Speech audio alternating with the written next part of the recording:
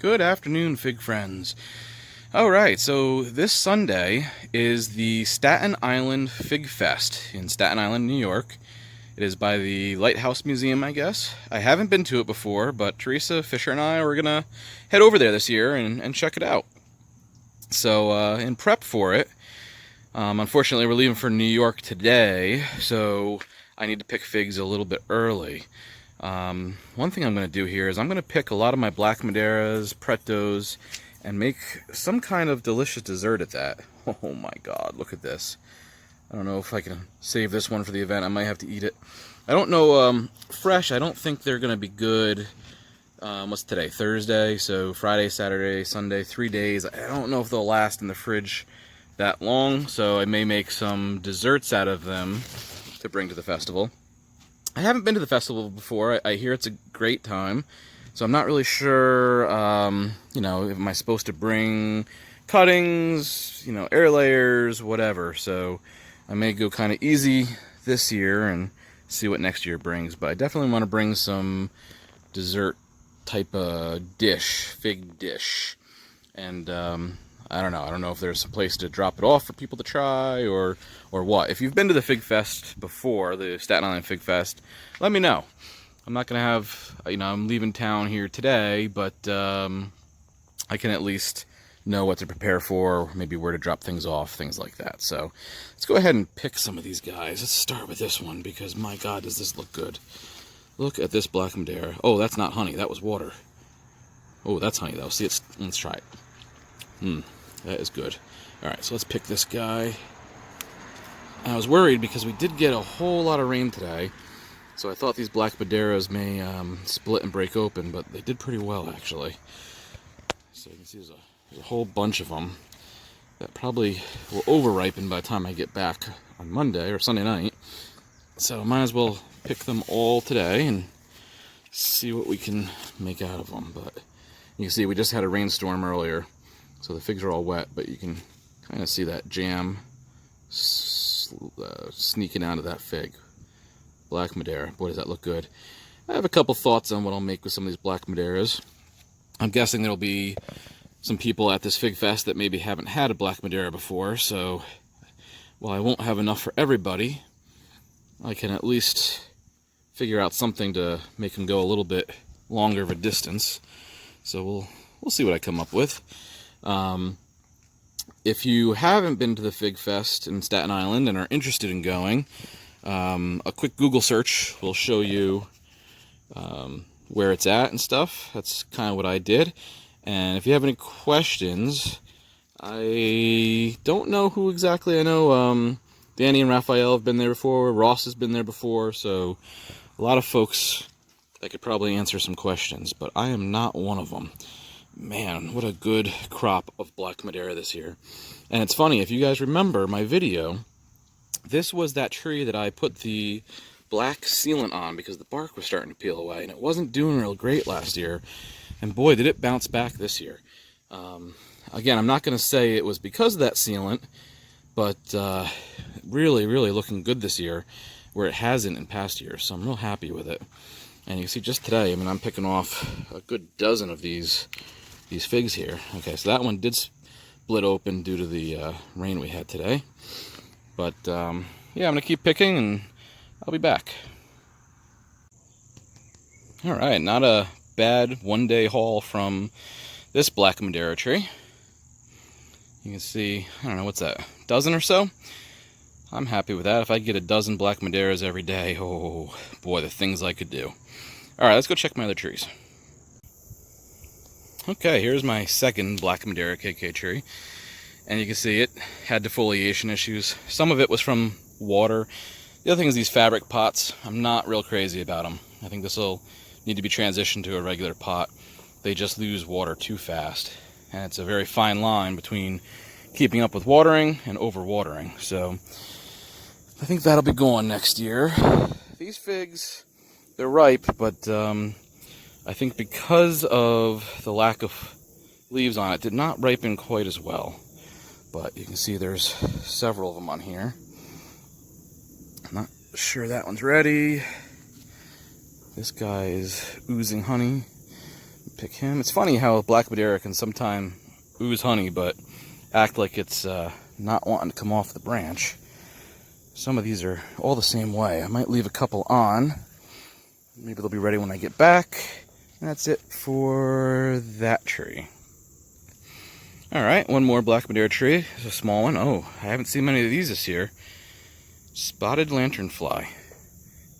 Recent invasive species that, oh, and you can see they jump and fly away pretty fast. Recent invasive species here in Pennsylvania started not too far from here. Had them bad the last few years. This year, that was the first one I've seen, which is pretty impressive. Alright, that one doesn't feel ready.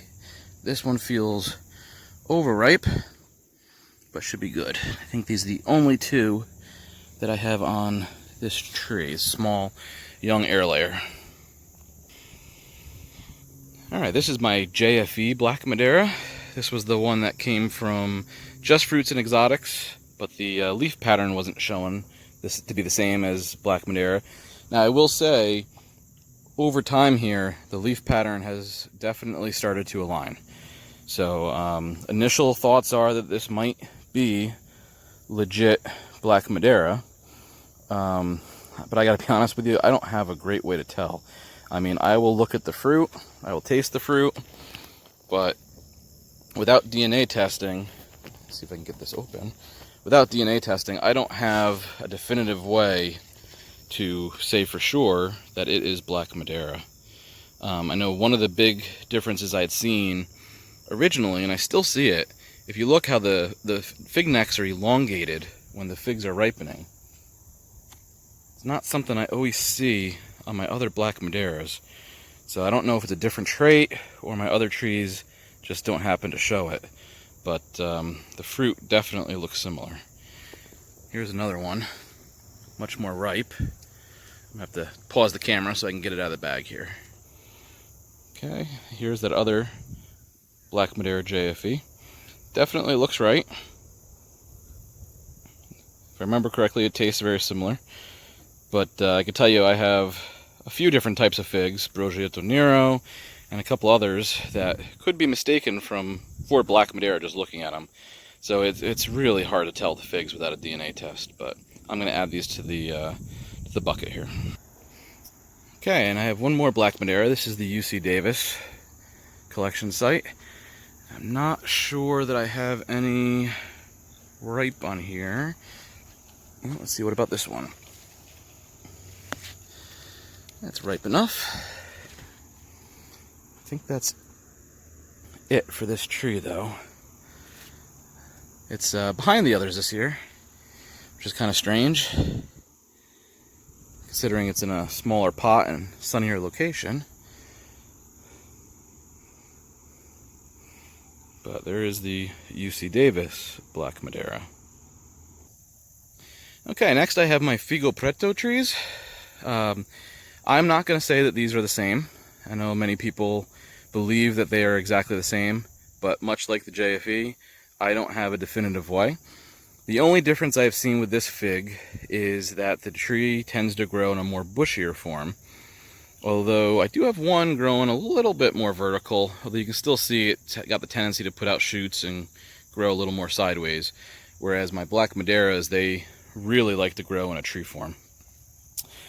This pot, for whatever reason, I don't know if it's because it's at the end of the line here or what, has been splitting terrible this year. I mean, just fig after fig has been splitting, which then, you know, opens it up to SWD big time. So these aren't any good. This one looks like a bird got at it.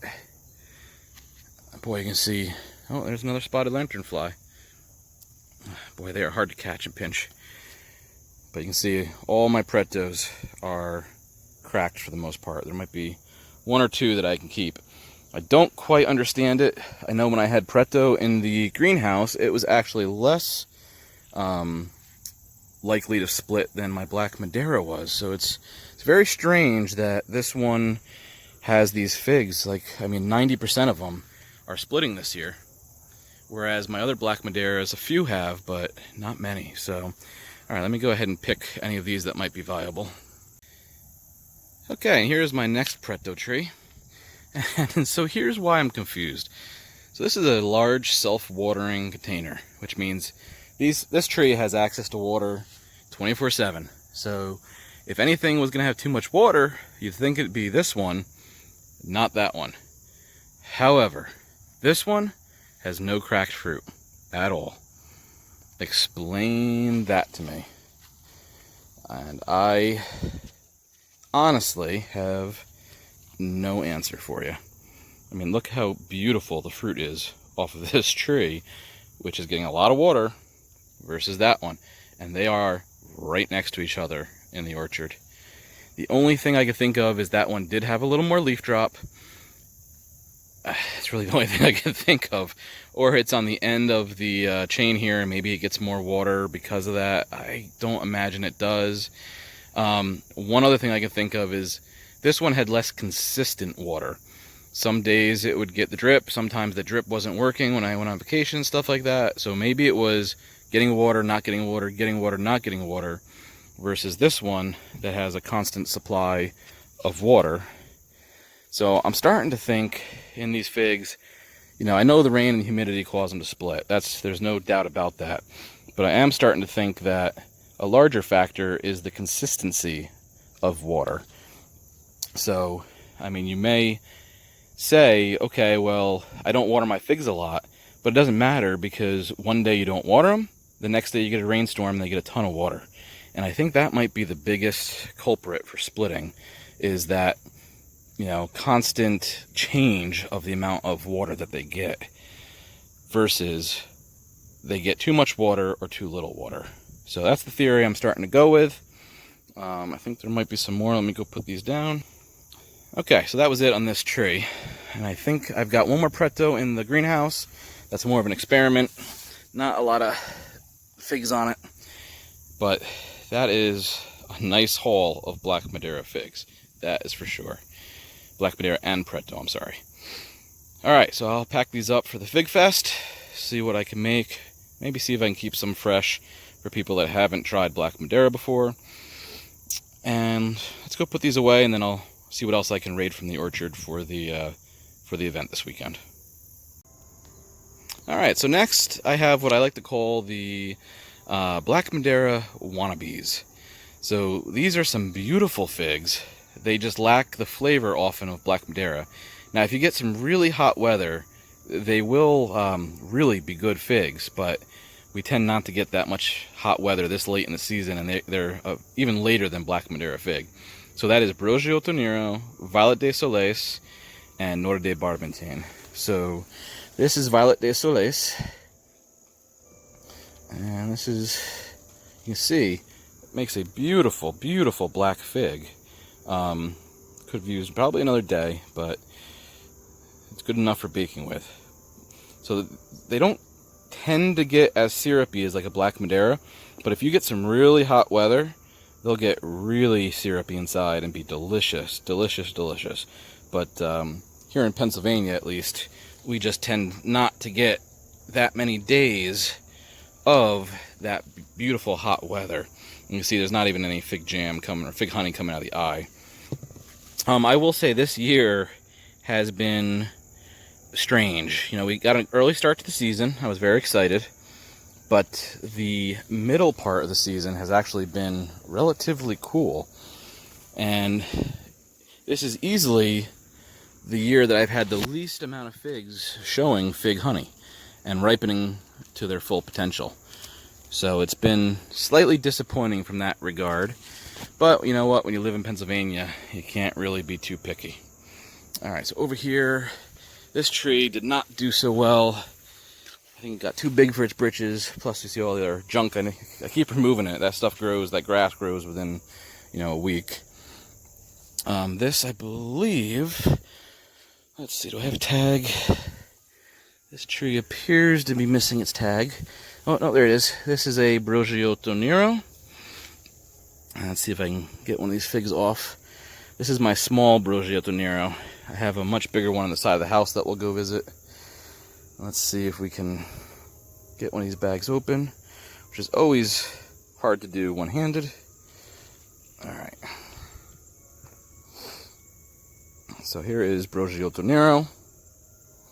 Here is a Violet de Soleil to the side of it, and you can see they are all but identical, likely the same fig, but again, I am not qualified to make that decision.